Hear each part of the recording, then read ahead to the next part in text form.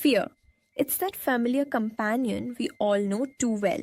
It creeps in when we least expect it, often during pivotal moments in our lives.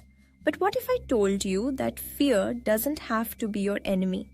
In fact, it can be your greatest teacher, guiding you toward growth and transformation. This idea is beautifully articulated in Chapter 3 of Shetty's book, Think Like a Monk. Hello everyone, it's Talisha. Today I want to break this down step by step, exploring how we can shift our perspective on fear and use it to our advantage. Let's start with the basics. What is fear? Fear is a natural human response hardwired into us to protect us from danger. It's that instinct that kicks in when we face a threat, whether physical or emotional. But in our modern lives, fear often extends far beyond tangible dangers. It morphs into worries about failure, judgment, and the vast unknowns that lie ahead. These fears can become shackles, holding us back from realizing our true potential, trapping us in our comfort zones. Now, here's where the monk mindset comes into play. Instead of viewing fear as something to be avoided or suppressed, monks see it as a signpost. They recognize that fear points us toward areas ripe for growth and transformation. Shetty draws from his own experiences to illustrate this. He teaches us that when we understand fear, we can harness it to cultivate clarity and courage. It's not about running away from fear, it's about running toward it. So let's delve deeper into the types of fear we commonly face. Jay identifies two main categories: fear of failure and fear of judgment. The fear of failure arises when we tie our self-worth to our achievements. It can be paralyzing, stopping us in our tracks and preventing us from taking risks or exploring new opportunities.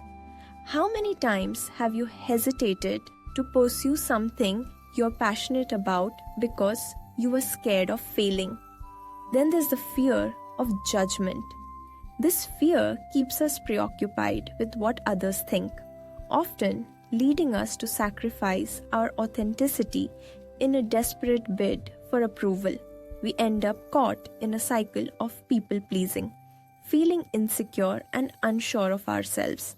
These fears often have roots in our childhood experiences, societal pressures, and the narratives we tell ourselves. By examining where our fears come from, we can begin to challenge their hold over us. Now, let's talk about the mind's role in fear. Fear thrives in the mind, often fed by overthinking and negative thought patterns. Jay introduces a powerful concept: spot, stop, and swap. First, we need to spot the fear. Acknowledge its presence instead of denying it. Denial only gives fear more power. Next, we must stop feeding it. Interrupt that relentless thought loop that magnifies fear and keeps us stuck. Finally, we swap it for empowering beliefs. Focus on what you can control and the opportunities that lie ahead. Jay shares examples from his monk training, such as meditating in unfamiliar environments, to show how reframing fear can help us confront it head-on. Instead of asking ourselves, "What if I fail?" we can shift our mindset to, "What if I learn?" Suddenly, fear transforms from a paralyzing force into a motivator that propels us forward. Now, how do we put this into practice? Jay offers several actionable strategies for overcoming fear. One of the most effective tools is visualization. Picture the worst-case scenario and think about how you would handle it. Often, when we confront our fears in this way, the imagined outcome is far less intimidating than the unknown. Another powerful tool is gratitude. When we shift our attention from fear to the blessings and resources already present in our lives, We redirect our energy from a mindset of scarcity to one of abundance. Gratitude can be a game changer, helping us see the positives even when fear tries to cloud our vision. And then there's service. Focusing on helping others can significantly diminish our own fears. When we shift our perspective from self-centered thoughts to acts of service, we create connections and a sense of purpose that reduces anxiety. It's remarkable how helping others can help us help ourselves. As we wrap up, I want to leave you with this thought. Jay Shetty's monk mindset redefines fear entirely. It's not a barrier, it's a bridge to growth.